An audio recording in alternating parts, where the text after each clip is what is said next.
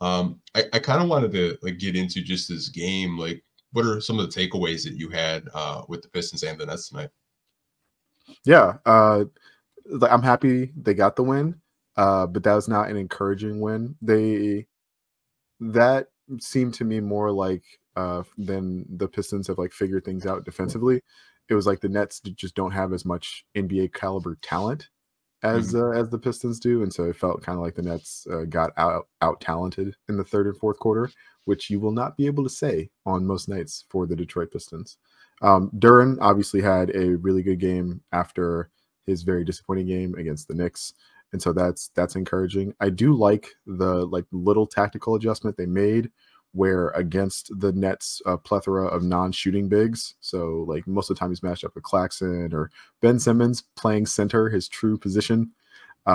They brought Duran like up to the level of the screen, and they had him like step out on Cam Thomas and Dennis Schroeder and try and contain. I really like that because it keeps him involved. It keeps him like engaged, and he's not necessarily like worrying about like you just stop what's in front of you, right? Not necessarily like worry about what's behind you and let the defense like rotate behind you. And like Claxton's not going to kill you on the short roll or anything. Ben Simmons can, but didn't as much as I thought he might have. And so I thought that was like a good adjustment. JB obviously had the quotes after the Knicks game. It's like, this is Duran's third coach in 3 years. Like, I'm still figuring him out. He's still figuring me out. Like, we'll figure it out together type deal. And I think that tactical adjustment is probably like one step in that effort for both of those guys to figure each other out. And then obviously like Duran also had like a double, like 14 points and 13 points, 17 rebounds, 3 blocks, which like I know people have that's been a drum beat.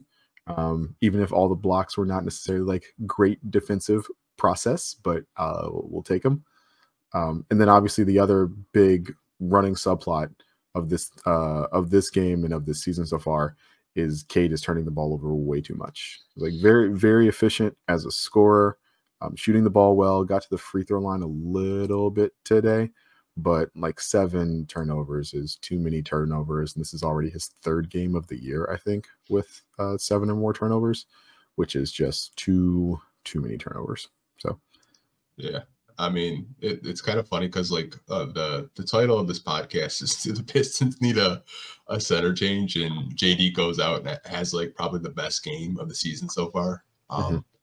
Obviously, I thought this was a game that like he kind of needed, and to your point, like I felt like they kind of put him in positions where he was succeeding. I thought some of the blocks, to your point, like right place, right time type of thing. Not like I don't even know why I did it. I kind of like dug down the rabbit hole, and I think people on Pistons Twitter or just Pistons fans in general, I came across a YouTube channel called Awful Coaching, and this guy just ripped the Pistons. The yelly guy. Oh my! Like I watched it. I was like, bro, like holy crap! Like you actually made this video, you edited it, and you probably spent like 2 hours making this, just like calling everyone like idiots. I was like, wow. But overall, I thought the game was really interesting. Jaden Ivy actually like initiating the offense was not in my bingo book. Like I was really surprised. Like first possession, Kate's in the corner, just like spotting up. If Jaden Ivy was going to kick him the ball. I thought it was interesting. I think that's something that a lot of people in the community have talked about of playing Kate off ball, having Jaden Ivy kind of facilitate. And I don't know if it was just an experimentation with JB Bickerstaff or if that's something maybe they're looking at going forward, because the turnovers, to your point, like 7 turnovers again tonight, that's really high. You could live with maybe 2 to 3 turnovers a game, but maybe they're looking to maybe have Jaden Ivy handle more of the ball going forward. Yeah, I noticed that as well. I definitely think I agree with you that it's an effort to keep Cade's turnovers down.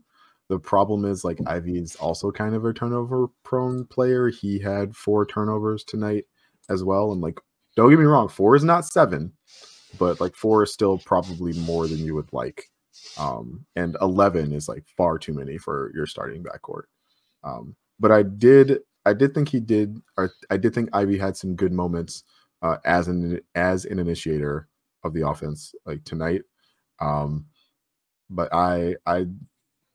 and I think that's going to be a role that he's going to need to continue to adopt, especially with like this stagger between him and Cade with those bench lineups.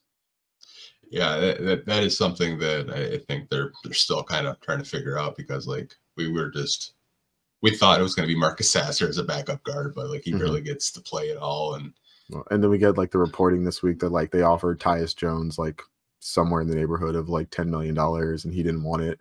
So it's just like, yeah, like at least like they knew this was going to be a thing coming in into the season, but like that doesn't mean we have a ready-made fix like available.